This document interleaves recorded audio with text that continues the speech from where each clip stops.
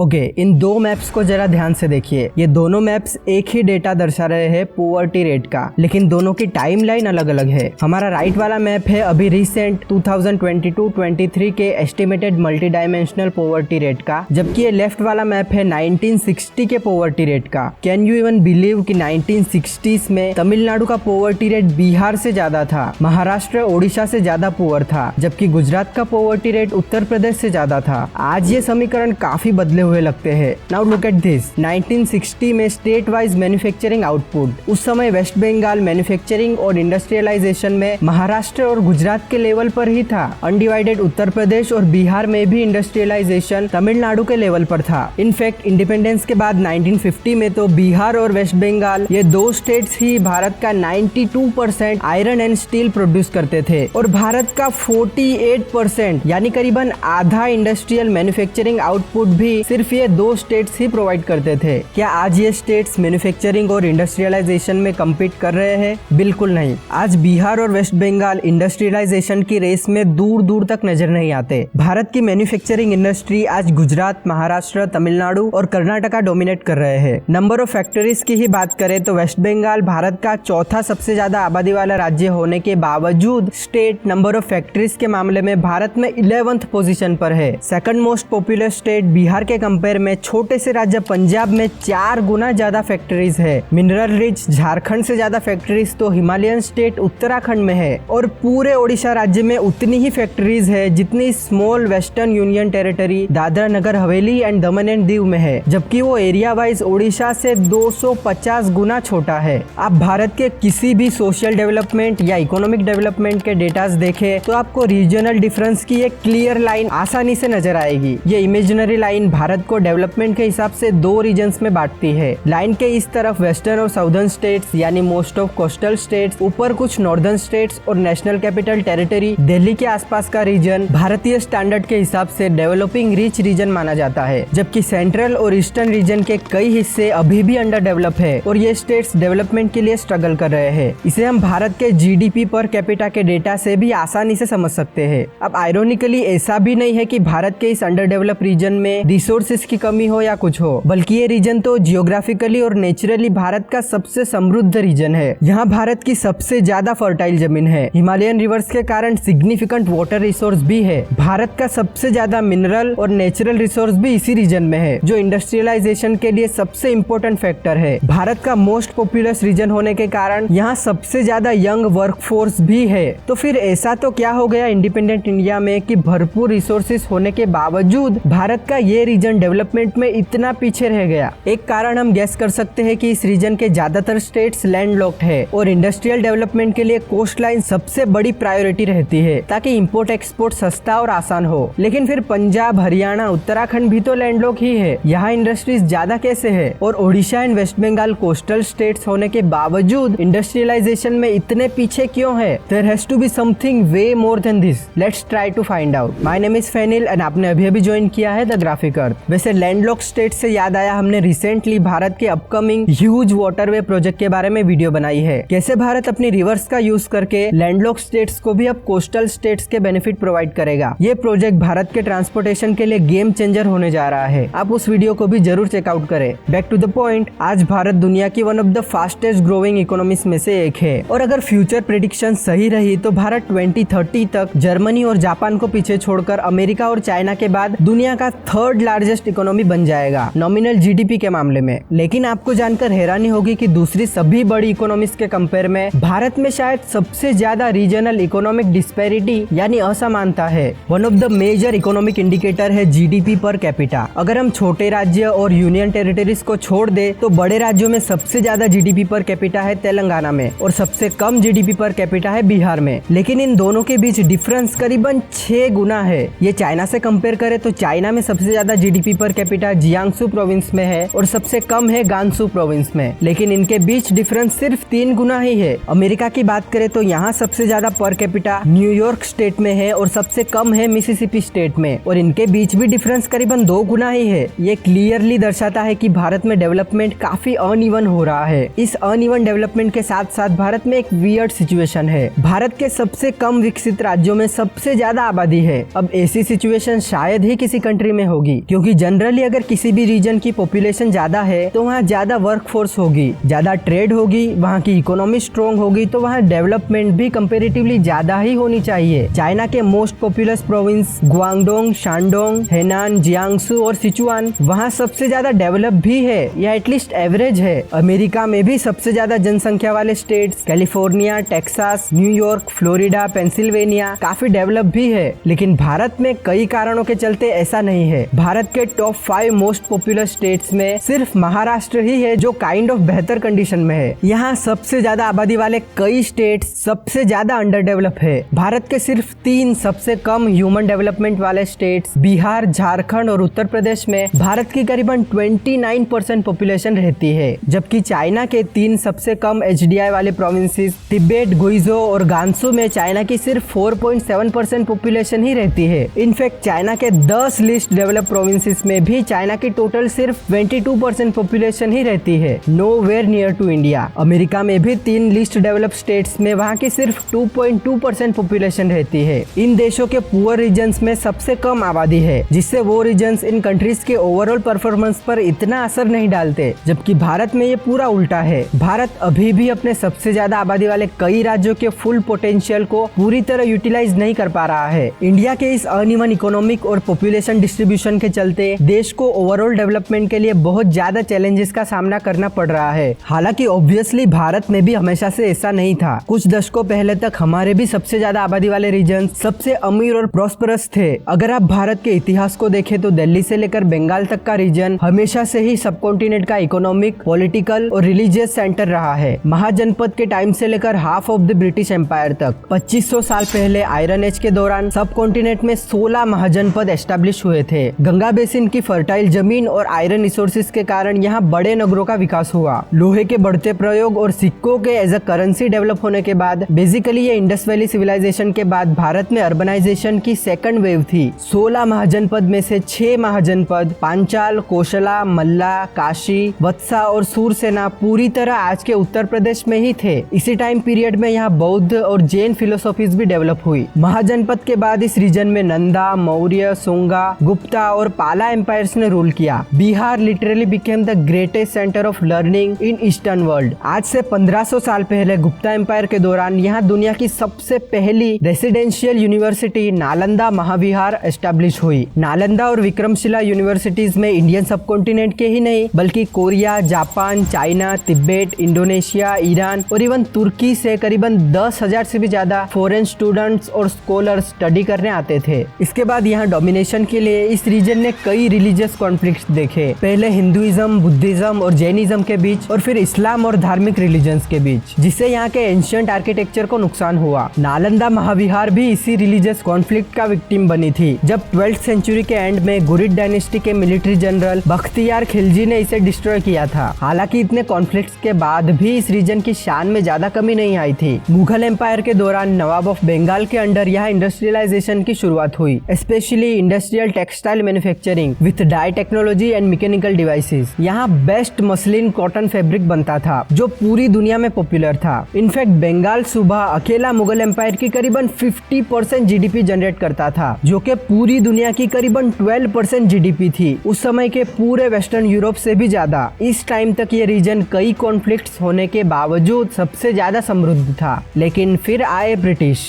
Nawab of Bengal, Banaras kingdom और surrounding princely states के साथ 1757 में बैटल ऑफ प्लासी और 1764 में बैटल ऑफ बक्सर जीतने के बाद ईस्टर्न इंडिया में ब्रिटिश इन्फ्लुएंस शुरू हुआ। भारत में बंगाल रीजन सबसे पहले ब्रिटिश कंट्रोल में आया। ब्रिटिशर्स ने इंडियन टेक्सटाइल मैन्युफैक्चरर्स पर बैन लगाया और ऐसी पॉलिसीज बनाई जिसने बंगाल की टेक्सटाइल इंडस्ट्री को बर्बाद कर दिया। बंगाल डी इंडस्ट्रियलाइज हुआ। 1760s में बंगाल से लूटे हुए पैसों के दम पर ब्रिटेन में पहला इंडस्ट्रियल रिवॉल्यूशन शुरू हुआ और जल्द ही ब्रिटेन इंडस्ट्रियल रिवॉल्यूशन का लीडर भी बन गया। और यहाँ ईस्टर्न इंडिया में इंडस्ट्रीज के खत्म होने के कारण ज्यादातर लोगों को मजबूरन फिर से ट्रेडिशनल इनकम सोर्स एग्रीकल्चर में दाखिल होना पड़ा। अब ब्रिटिशर्स का सबसे बड़ा मोटिव यही था कि भारत से जितना हो सके उतना पैसा निकाला जाए, और जैसे कि उस समय भी मेजोरिटी पॉपुलेशन एग्रीकल्चर से ही जुड़ी हुई थी, तो ब्रिटिशर्स के लिए सबसे बड़ा इनकम का सोर्स जमीन का टैक्स ही था। ये टैक्स रेवेन्यू मैक्सिमम कलेक्ट किया जा सके, इसके लिए ब्रिटिश इंडिया में multiple multiple revenue collection system introduce की गई अलग अलग रीजन्स में। बंगाल, बिहार, ईस्टर्न यूपी और उड़ीसा में परमानेंट सेटलमेंट पॉलिसी और जमींदारी सिस्टम लागू की गई। इसमें ब्रिटिश गवर्नमेंट द्वारा जमींदार चुना जाता था, जो ज्यादातर भूतपूर्व प्रिंसली स्टेट्स के राजा या अमीर अपर क्लास के लोग होते थे। जमींदारों के पास बेसिकली किसानों के जमीन का ओनरशिप राइट होता था और उन्हें अधिकार दिया जाता था किसानों के पास से टैक्स कलेक्ट करने का। परमानेंट सेटलमेंट के अंदर टैक्स फिक्स कर दिया गया, यानी एग्रीकल्चर प्रोडक्शन ज्यादा हो या कम हो, आपको फिक्स टैक्स ही भरना पड़ेगा हर बार। इस टैक्स के 11 भाग किए जाते थे, एक भाग मिलता था जमींदार को और 10 भाग पे किया जाता था ब्रिटिश गवर्नमेंट को। जबकि रियोतवारी सिस्टम मद्रास, सिंध और बॉम्बे प्रेसिडेंसी में लागू की गई थी। इसमें किसान डायरेक्ट ब्रिटिश गवर्नमेंट को ही टैक्स पे करते थे। यहाँ कोई मिडलमैन या जमींदार नहीं होता था। किसानों के पास ही जमीन की ओनरशिप भी होती थी जब तक वो टैक्स पे कर रहे हैं तब तक। यहाँ टैक्स कलेक्शन भी एग्रीकल्चरल आउटपुट से लिंक था, यानी ज्यादा एग्रीकल्चर प्रोडक्शन हो तो ज्यादा टैक्स भरना होगा एंड कम प्रोडक्शन हो तो कम टैक्स। और Mahalwari system north western India, Punjab, Agra और सेंट्रल प्रोविंसेस में लागू किया गया, जिसमें पूरे गांव को ही एक सिंगल यूनिट यानी महल के रूप में कंसिडर किया जाता था। पूरे गांव का कंबाइंड टैक्स विलेज हेड या विलेज कमिटी कलेक्ट करती थी और फिर वो ब्रिटिश गवर्नमेंट को पे किया जाता था। अब देखा जाए तो रियोतवारी और महलवारी सिस्टम के कंपेयर में जमींदारी सिस्टम किसानों के लिए बहुत ज्यादा नुकसानकारक थी। हालांकि महलवारी और रियोतवारी में भी किसानों को बहुत ज्यादा टैक्स पे करना पड़ता था, लेकिन यहाँ किसान अपनी जमीन के खुद ही मालिक थे। फिक्स टैक्स नहीं था तो सूखे के टाइम भी उनको ज्यादा परेशानी नहीं होती थी। बेसिकली किसानों के लिए काइंड ऑफ सिक्योरिटी थी, जबकि जमींदारी सिस्टम में लैंड ओनरशिप जमींदारों के पास होती थी। ज्यादातर जमींदार मोस्टली फार्मर्स का शोषण करते थे अपने फायदे के लिए। किसानों से ज्यादा टैक्स वसूला जाता था, जिससे यहाँ के फार्मर्स की हालत बद से बदतर हो गई थी। इसके कारण यहाँ सोशल इनइक्वालिटी भी क्रिएट हुई। जमींदारी सिस्टम ने ईस्टर्न इंडिया में डीप रूटेड कास्ट और क्लास बेस्ड हेट्रेड और पॉलिटिक्स के बीज बोए, जिसका असर इस रीजन में आज तक है। फिक्स टैक्स होने के कारण जमींदार और ब्रिटिश गवर्नमेंट ने कभी प्रयास नहीं किया कि यहाँ की एग्रीकल्चर कंडीशन इंप्रूव हो। यह वन ऑफ द रीजन था along with other mismanagement of British Raj government कि ईस्टर्न इंडिया सबसे फर्टाइल और फूड सरप्लस रीजन होने के बावजूद ब्रिटिश रूल के दौरान यहाँ के लोगों को सबसे ज्यादा भूखमरी और फेमिन का सामना करना पड़ा। ब्रिटिशर्स के 200 साल के कोलोनाइजेशन पीरियड में करीबन 60 to 100 मिलियन यानी 6 से 10 करोड़ इंडियंस ने भूखमरी और स्टारवेशन से अपनी जान गंवाई। लास्ट मेजर फेमिन भी बंगाल में ही पड़ा था, द बंगाल फेमिन ऑफ 1943। ये 20th सेंचुरी का one of the worst man made disaster था, जिसने बंगाल में करीबन 30 लाख लोगों की जान ली थी। ये कोई जेनोसाइड से कम नहीं था। इंडियन सब कॉन्टिनेंट के ब्रिटिश कोलोनाइजेशन में आधे से ज्यादा टाइम तक कोलकाता ही ब्रिटिश राज की कैपिटल थी और बंगाल प्रेसिडेंसी ही सबसे ज्यादा पॉपुलेशन और इकोनॉमी वाला प्रोविंस था। बंगाल ब्रिटिशर्स द्वारा सबसे ज्यादा शोषण किए जाने के कारण यह ब्रिटिश राज का सबसे रिबेलियस प्रोविंस था। बंगाली कम्युनिटी में स्ट्रॉन्ग बंगाली नेशनलिज्म और इंडिपेंडेंस की भावना थी। बंगाल ने भारत को शायद सबसे ज्यादा फ्रीडम फाइटर्स दिए हैं और इवन बंगाली मुस्लिम ही पाकिस्तान मूवमेंट में भी सबसे ज्यादा एक्टिव थे, जिससे आगे चलकर टू नेशन थियरी के बेस पर भारत का बंटवारा हुआ। वैसे हमने बांग्लादेश की हिस्ट्री और जियोग्राफी पर भी एक डिटेल और बहुत ही इंटरेस्टिंग वीडियो बनाई है, आप उसे भी जरूर देखिए। 1947 पार्टीशन का सबसे ज्यादा असर ईस्टर्न और नॉर्थ ईस्टर्न इंडिया पर ही हुआ। बंगाल रिलीजियस डिफरेंसेस होने के बावजूद हिस्टोरिकली हमेशा से ही एक सिंगल इकोनॉमिक, कल्चरल और इथनिक जोन के रूप में रहा था। ये पूरा रीजन एक दूसरे से बहुत ज्यादा कनेक्टेड और डिपेंडेंट था। Fertile East Bengal raw material produce करता था जो वेस्ट में कंज्यूम होते थे, जबकि industrialised West Bengal manufactured goods produce करता था जो ईस्ट में कंज्यूम होते थे। पार्टीशन के बाद वेस्ट बंगाल ने बहुत लंबे समय तक फूड शॉर्टेज का सामना किया, क्योंकि ज्यादातर राइस प्रोड्यूसिंग डिस्ट्रिक्ट्स अब ईस्ट पाकिस्तान में चले गए थे। वेस्ट बंगाल की इंडस्ट्रीज ने भी सबसे ज्यादा सफर किया। जूट, पेपर और लेदर इंडस्ट्रीज का पूरा रॉ मटेरियल ईस्ट बंगाल से ही आता था। ईस्ट बंगाल ही बंगाल का करीबन 80% जूट प्रोड्यूस करता था। पार्टीशन के बाद वेस्ट बंगाल की इंडस्ट्रीज में रॉ जूट की कमी हो गई, जबकि ईस्ट बंगाल के जूट फार्मर्स के पास मार्केट ही नहीं बचा अपने रॉ प्रोडक्ट्स बेचने के लिए। इससे दोनों ही रीजन्स के इकोनॉमिक कंडीशन पर असर हुआ। अब देखें तो भारत के इंडिपेंडेंस के बाद सोशली और इकोनॉमिकली राज्यों के बीच ज्यादा डिफरेंस नहीं था। हाँ, कुछ कोस्टल रीजन्स और सिटीज जिनके पास नेचुरल ट्रेड बेनिफिट था और जिन्हें ब्रिटिश रूल के दौरान और भी डेवलप किया गया था, वो थोड़े ज्यादा विकसित थे, लाइक बॉम्बे, मद्रास और कलकत्ता। जैसे हमने पहले बात की 1960s के पॉवर्टी रेट की, तो हम देख सकते हैं कि स्टेट्स के बीच ज्यादा अंतर नहीं था। इनफैक्ट वेस्ट बंगाल, उत्तर प्रदेश, मध्य प्रदेश, ओडिशा और बिहार की कंडीशन बाकी राज्यों से थोड़ी अच्छी ही थी,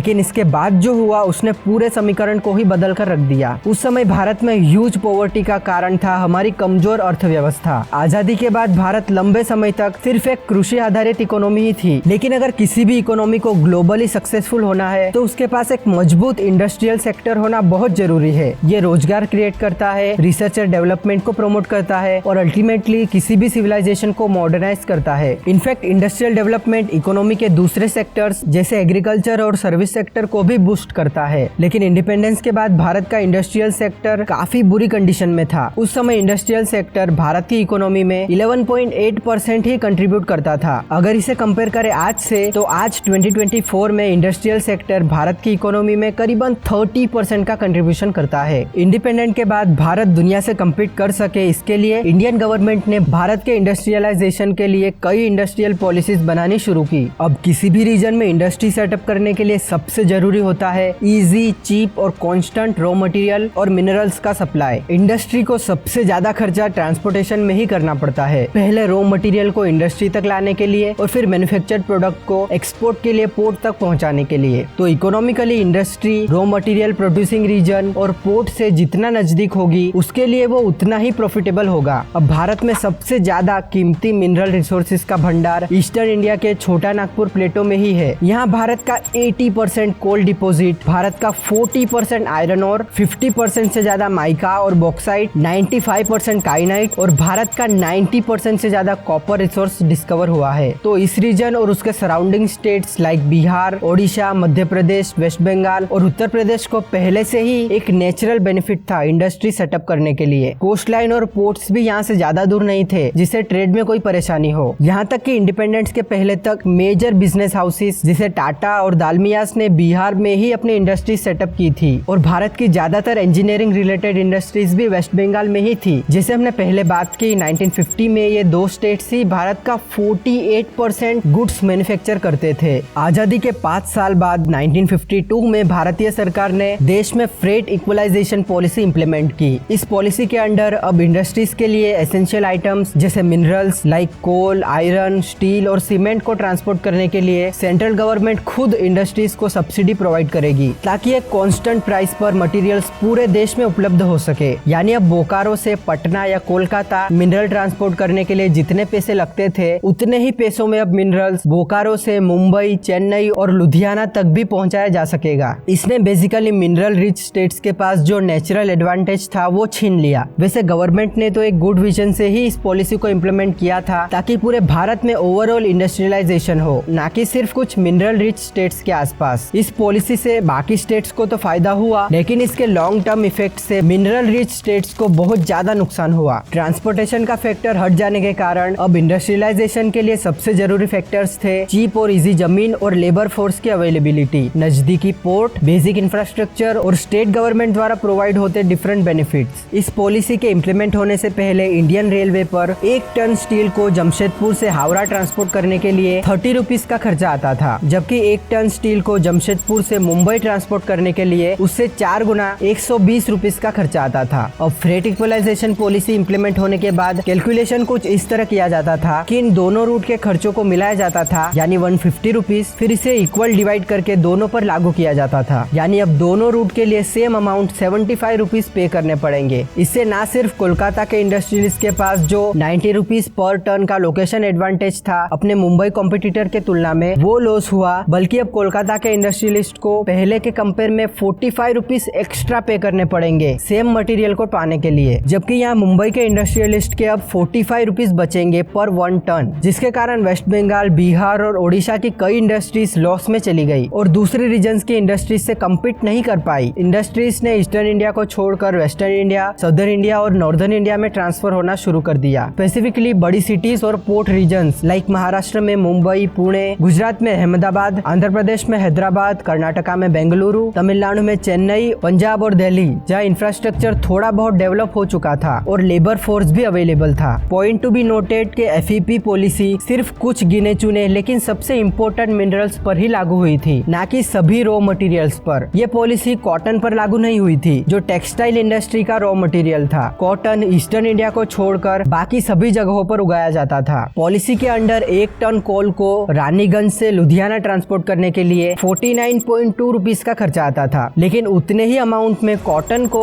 फजील्का से हावड़ा ट्रांसपोर्ट करने के लिए उससे 3 गुना से भी ज्यादा 165.7 रुपीस का खर्चा आता था, क्योंकि कॉटन पॉलिसी में ना होने के कारण इस पर सब्सिडी नहीं मिलती थी। फ्रेट इक्वलाइजेशन के अंडर जब इंजीनियरिंग इंडस्ट्रीज ईस्टर्न इंडिया से वेस्टर्न और साउदर्न इंडिया में शिफ्ट हो रही थी, तब वेस्टर्न स्टेट्स ने कॉटन पर भी अपनी हेजेमनी बनाई ही रखी, जिससे ईस्टर्न स्टेट्स को एटलीस्ट टेक्सटाइल इंडस्ट्री तक सेटअप करने का मौका नहीं मिला। अब सोचे तो कोई इंडस्ट्रियलिस्ट वेस्ट बंगाल से अपने विंड टर्बाइन मैन्युफैक्चरिंग प्लांट को गुजरात में सेटअप करने की सोच सकता था, अगर उसे गुजरात में ज्यादा चीप लेबर और सब्सिडाइज जमीन मिले, क्योंकि टर्बाइन का रॉ मटेरियल स्टील एफईपी पॉलिसी में कवर्ड था। लेकिन एट द सेम टाइम कोई टेक्सटाइल सेक्टर का इंडस्ट्रियलिस्ट अपनी कॉटन मिल को महाराष्ट्र से बिहार में शिफ्ट करने की कभी नहीं सोच सकता, क्योंकि कॉटन तो महाराष्ट्र में ही चीप मिलता, as cotton was not subsidize under FEP. Resource rich होने के बावजूद ईस्टर्न स्टेट्स इंडस्ट्रियलाइजेशन में बाकी स्टेट से हार रहे थे। रिसोर्स होना जैसे उनके लिए श्राप साबित हो रहा था। ये एक रिसोर्स कर्ज का फिनोमेना है जो भारत के अलावा और भी कई जगह देखा गया है, स्पेसिफिकली कई मिनरल रिच अफ्रीकन कंट्रीज में, जो आज भी दुनिया की one of the most poorest countries है, क्योंकि इनके मिनरल्स के बेस पर यूरोपियन कंट्रीज डेवलप हुई थी और आज भी डेवलप हो रही है। वैसे फ्रेट इक्वलाइजेशन पॉलिसी एक लॉन्ग टर्म अफेक्टिंग पॉलिसी थी। इसका इम्प्लीमेंट होने के बाद डायरेक्ट इमीडिएट असर नहीं दिखा, असर दिखने के लिए भी दशकों का टाइम लगा। 1952 में पॉलिसी लागू हुई थी, लेकिन फिर भी आजादी के बाद एक दशक तक Bihar fastest growing industrial state था। 1951 टू 1961 के बीच बिहार का इंडस्ट्रियल आउटपुट 75% ग्रो हुआ था, much more than national average of 41%, जिससे बिहार में 1 लाख से ज्यादा नई जॉब्स क्रिएट हुई थी। लेकिन फ्रेट इक्वलाइजेशन पॉलिसी का असर शुरू होने के बाद बिहार का ये इनिशियल इंडस्ट्रियल बूम डिस्ट्रॉय हो गया। इसी के साथ वेस्ट बंगाल बॉम्बे से अपना इकोनॉमिक प्रभुत्व हारने लगा। बाय 1960s वेस्ट बंगाल की इंडस्ट्रीज सिर्फ 8.87 लाख लोगों को रोजगार दे रही थी, जबकि बॉम्बे की इंडस्ट्रीज अब 13.57 लाख लोगों को एम्प्लॉयमेंट दे रही थी। 1951 में कलकत्ता भारत का सबसे बड़ा पोर्ट था, जो annually 9.4 million ton cargo handle करता था, compare to Bombay 7.5 million ton. By 1968 Calcutta पहले से चौथे नंबर पर आ गया with just 7.9 million ton cargo, compare to first Bombay 19 million ton, Marmagao 8.8 million ton और विशाखापट्टनम 8 मिलियन टन। देश का इकोनॉमिक सेंटर अब धीरे धीरे ईस्टर्न इंडिया से वेस्टर्न और साउदर्न इंडिया की तरफ शिफ्ट हो रहा था। वेस्टर्न कोस्ट पर अहमदाबाद, बड़ौदा, बॉम्बे, पुणे इंडस्ट्रियल बेल्ट ने ईस्टर्न कोस्ट के कलकत्ता, आसनसोल, धनबाद इंडस्ट्रियल बेल्ट की जगह ले ली थी। पिछली हाफ सेंचुरी में वेस्टर्न और साउदर्न स्टेट्स जिनको फ्रेट इक्वलाइजेशन पॉलिसी का सबसे ज्यादा फायदा हुआ, वहाँ भारत की सबसे ज्यादा मैन्युफैक्चरिंग ग्रोथ देखी गई, जबकि ईस्टर्न इंडिया जो पहले मैन्युफैक्चरिंग पावर हाउस था, वो आज भारत का पुअरेस्ट रीजन है। फ्रेट इक्वलाइजेशन पॉलिसी ने भारत में असमान विकास किया। 1993 में यह पॉलिसी हटाई गई, लेकिन तब तक बहुत देर हो चुकी थी। पॉलिसी के पीरियड में जो भी थोड़ा बहुत वेस्टर्न और साउदर्न स्टेट्स में इंडस्ट्रियलाइजेशन हुआ, उससे एटलीस्ट वहाँ कंज्यूमर मार्केट बनी, वो डेवलप हुए और वहाँ बेसिक इंफ्रास्ट्रक्चर बन गया, जिससे उन्हें 1991 के बाद शुरू हुए इकोनॉमिक लिबरलाइजेशन में भी सबसे ज्यादा फायदा हुआ, क्योंकि अब फॉरेन इन्वेस्टमेंट के लिए भी सबसे एलिजिबल स्टेट्स यही थे। इनफैक्ट हमारे प्रीवियस फाइनेंस मिनिस्टर और प्रेसिडेंट प्रणब मुखर्जी ने भी एक्नॉलेज किया है कि मिनरल रिसोर्स और फर्टाइल लैंड होने के बावजूद बिहार और झारखंड की बैकवर्डनेस के पीछे कारण यूनियन गवर्नमेंट की फ्रेट इक्वलाइजेशन पॉलिसी ही है। हालांकि फ्रेट इक्वलाइजेशन पॉलिसी ही अकेला फैक्टर नहीं है ईस्टर्न और सेंट्रल इंडिया के बैकवर्डनेस के पीछे, बल्कि लोकल पॉलिटिकल स्ट्रक्चर, ऐतिहासिक कारण, natural challenges, socio economic condition, failure of institution और केंद्र सरकार का कंटिन्यूअस इग्नोरेंस और नाकामी, ये सभी फैक्टर्स के डायरेक्ट और इनडायरेक्ट इफेक्ट के कारण ये रीजन आज बाकी राज्यों से डेवलपमेंट में पीछे रह गया है। भारत में first to 11th 5-year plan period 1951 से 2012 के बीच प्लानिंग कमीशन के अंडर उत्तर प्रदेश और बिहार को भारत में सबसे कम per capita development expenditure allocate किया गया। Most of the time Bharat के नेशनल एवरेज से आधे से भी कम। First financial plan period 1951 to 56 में पंजाब को उत्तर प्रदेश और बिहार से